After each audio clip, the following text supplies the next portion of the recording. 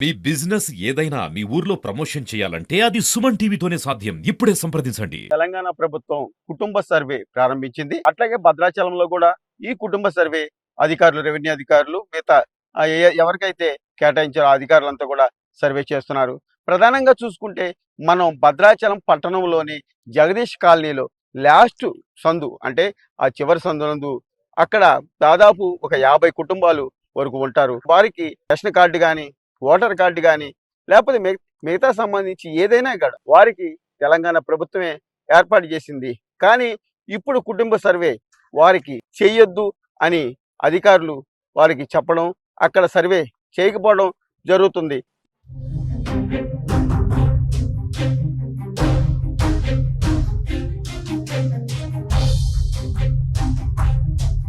ఈ నేపథ్యంలో BRS party నాయకులు ఉన్నారు, వారితో మాట్లాడదాం. అసలు ఆ సర్వేలో ఎందుకు చేయట్లేదు అనేది తెలుసుకుందాం. చెప్పండి, ఇప్పుడు జగదీష్ కాలనీలో అక్కడ సర్వే ఎందుకు చేయట్లేదు వాళ్ళు? ముందుగా సుమన్ టీవీ ప్రేక్షకులకు నమస్కారం. ఇటు సమస్యని ఇలా ప్రభుత్వానికి వినిపించినందుకు.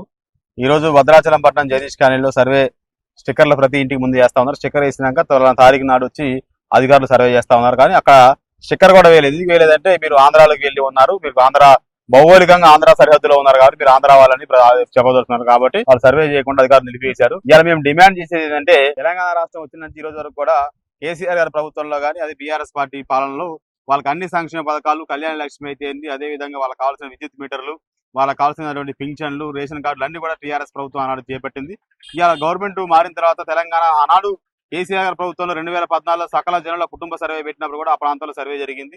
మరి ఇప్పుడు కుటుంబ సర్వే చేస్తూ అక్కడ సర్వే చేయించకపోవడం వల్ల ప్రజలు ఒక అమాయకంగా ఒక అయోమయం గురవుతుంది. ఎందుకంటే ఇలా సంక్షేమ పథకాలు కావాలంటే మన రాష్ట్ర ప్రభుత్వం ఏం చెప్తా ఉంది, కుటుంబ సర్వేలో నమోదు చేసుకున్న వారికి వారి యొక్క వివరాలను బట్టి, వారి యొక్క పనులను బట్టి, వారి యొక్క ఆర్థిక వసూళ్ల బట్టి మా పథకాలు కేటాయిస్తున్నారు. ఇలా వాళ్ళు సర్వే చేయకపోతే ఇలా ఆంధ్ర వాళ్ళు ఇలా తెలంగాణ వెళ్ళాలి పరిస్థితి. గతంలో ఏం జరిగిందంటే ఆనాడు ఆ ప్రాంతంలో వెనకమాల దేవస్థానం భూమి ఉంటే ఆ దేవస్థానం భూమికి ఒక సరిహద్దున ఒక కాలువ కొట్టారు. ఆ కాలువకి అవతల పడిన దేవస్థానం భూమి ఆంధ్రప్రదేశ్, కాలువకి యువతల పడిన తెలంగాణ రాష్ట్రం అని ఆనాడు ఉన్న అధికారులు చెప్పారు 2014 సంవత్సరంలో. దాని ఆధారంగా వీళ్ళకి అప్పటి నుంచి నడుస్తా ఉంది.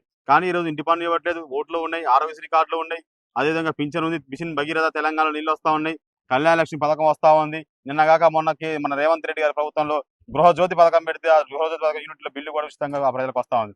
మరి ఎందుకు సర్వే చేయట్లేదు? సర్వే చేయకపోవడం జాప్యం ఏంటి? దీని వచ్చిన నష్టం ఏంటి ప్రజలకు? ఎందుకంటే అందరు పేదవారు, కూలీ పని చేసుకునే వాళ్ళు.